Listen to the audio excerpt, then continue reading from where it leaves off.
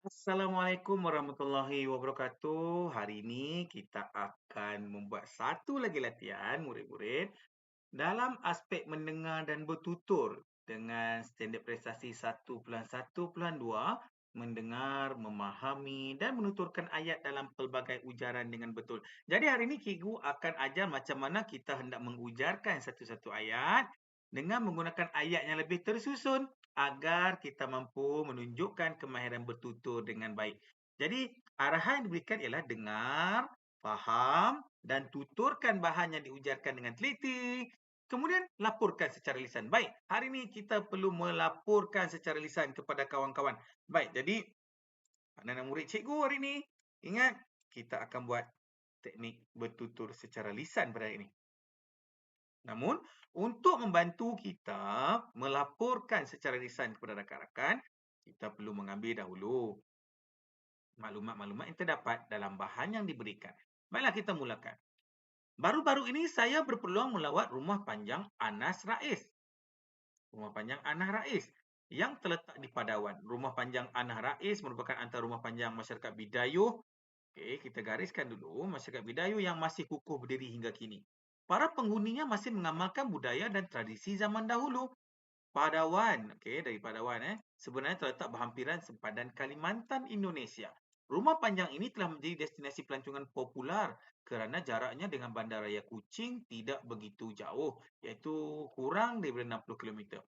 Untuk ke rumah panjang Anah Rais, saya telah memilih pakej pelancongan harian yang disediakan oleh agensi pelancongan.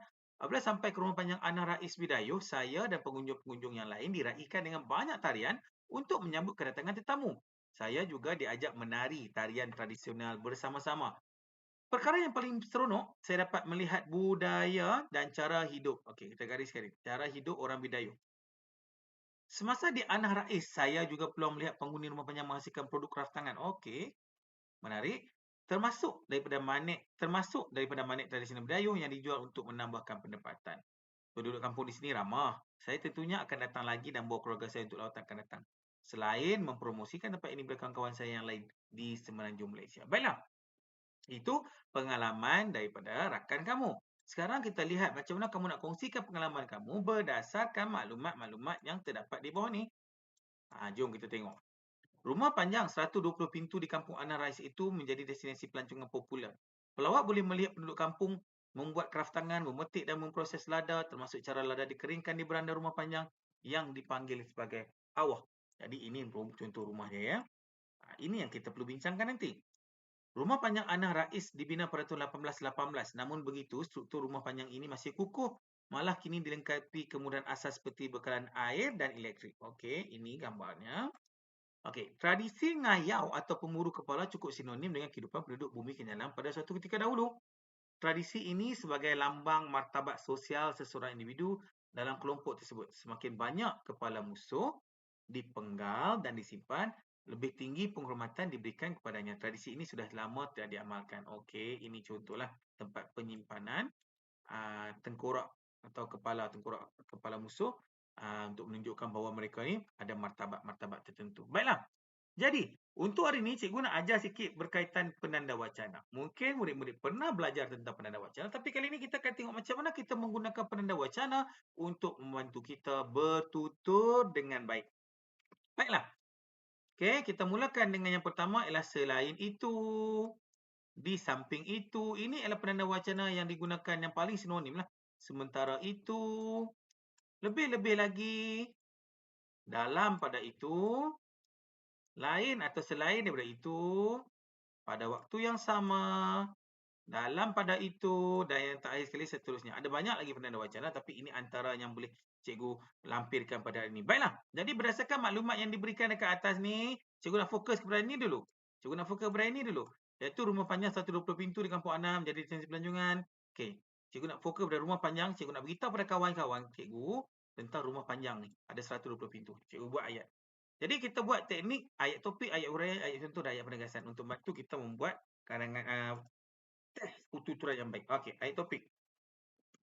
Rumah panjang ini, cikgu akan mulakan dengan ya. Rumah panjang ini sangat menarik kerana mempunyai 120 buah pintu. Okey. 120 buah pintu. Okey, itu poin yang cikgu nak ambil. Okey. Jadi, apa kepentingan ayat huraian? Kenapa perlu 120? Ini tak perlu ambil daripada yang tu. Ini kita punya idea kita sendiri. Okey, kenapa perlu 120 buah pintu? Okey. 120 buah pintu ini, okey, cikgu mulakan dengan cikgu nak guna penanda wacana. Okey. Di samping itu, cikgu mula di samping itu. Di samping itu, setiap rumah di rumah panjang ini, setiap rumah di rumah panjang ini, okey, menawarkan raftangan, kaedah memetik lada dan memprosesnya di hadapan rumah mereka. Okey, ini tak ada, ini ada tapi cikgu dah betulkan sikit. Okey. Contohnya, mereka menjemur atau mengeringkan lada yang telah diproses di beranda rumah mereka yang banyak itu. Rumah mereka adalah rumah mereka, cikgu nak beritahu yang 120 tu banyak, tak apa, kita jawab lagi. Beranda rumah mereka bagi menarik minat pelancong. Okey, penegasan. Hal ini jelas bahawa 120 pintu yang dimaksudkan itu bolehlah dianggap sebagai jumlah penduduknya yang ramai di dalam rumah panjang tersebut. Jadi cikgu menggunakan satu kata ganti nama penanda wacana, iaitu di samping itu. Jadi bila kamu nak bercakap dengan kamu mulalah. Baiklah. Kawan-kawan semua, saya akan mulakan pembentangan saya dengan isi saya yang pertama, iaitu keunikan rumah panjang. Pertama sekali, rumah panjang ini sangat menarik kerana mempunyai 120 buah pintu. Di samping itu, setiap rumah di rumah panjang ini menawarkan kraftangan, kaedah memetik lada dan memprosesnya di hadapan rumah mereka. Contohnya, mereka mengeringkan lada yang telah diproses di beranda rumah mereka bagi menarik minat pelancong. Hal ini jelas bahawa 120 pintu yang dimasukkan itu bolehlah dianggap sebagai jumlah penduduknya yang ramai dalam rumah panjang tersebut. Jadi, itu cara kita menggunakan isi-isi yang terdapat di dalam ini untuk dikembangkan menjadi satu ayat yang baik untuk dituturkan kepada rakan. Jadi ini kaedah untuk kita membantu diri kita untuk bertutur secara spontan, lisan secara spontan di hadapan kelas maupun di hadapan rakan-rakan. Baiklah, jadi cikgu dah tunjukkan satu untuk murid-murid. Kenapa tidak? Murid-murid mula buat untuk ayat yang kedua dan perenggan yang kedua dan perenggan ketiga untuk membantu murid-murid bertutur bersama rakan.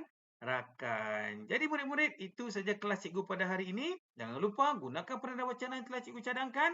Dan jangan lupa untuk menggunakan teknik ayat topik, ayat huraian, ayat contoh dan ayat penegasan untuk membantu murid-murid memulakan pertuturan dengan rakan-rakan. Baiklah, itu saja murid-murid perbincangan kita pada hari ini. Kita jumpa lagi. Assalamualaikum warahmatullahi wabarakatuh dan selamat sejahtera semua.